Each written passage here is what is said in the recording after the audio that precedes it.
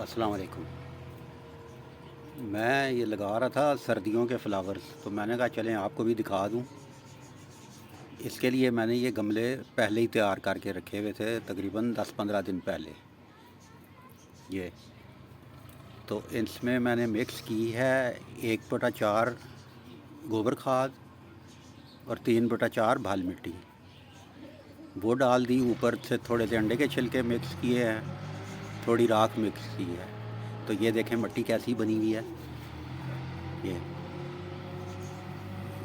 یہ میں نے 10-15 دن پہلے تیار کیے ہوئے تھے، پانی شانی دیتا رہا تھا اس کو۔ اب یہ سیٹ ہو گئی ہے، اس میں گرمی شرمی ساری نکل گئی ہوئی ہے، تو یہ میرے گملے تیار ہوئے ہوئے ہیں۔ اب ان میں نے لگانے ہیں سردیوں کے فلاور، تو وہ میں آج دکھاتا ہوں آپ کو کیسے لگانا ہے۔ اچھا، یہ گملے آپ نے بھر لینے ہیں جی اس طرح، یہ دیکھیں اس طرح بھر لینے۔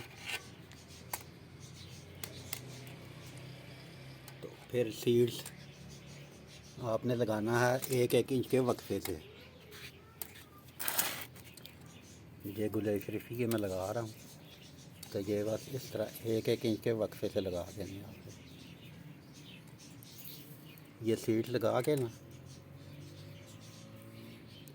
مطلب کھلے کھلے تاکہ نکالنے میں آسانی ہو۔ پنیری ہم لگائیں گے اس کی پہلے، تو یہ اس طرح لگا کے،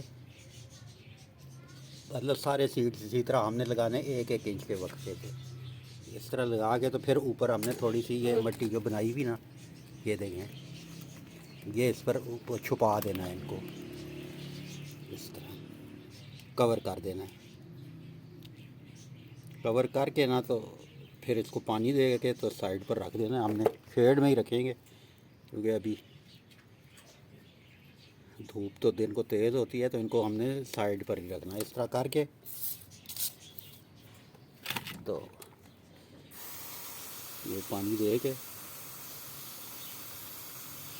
اوپر ڈیٹ وغیرہ لکھ کے میں لگا دوں گا بعد میں، اس طرح دے کے فل پانی دے کے، تو بس اس کو سائڈ پر کر دینا۔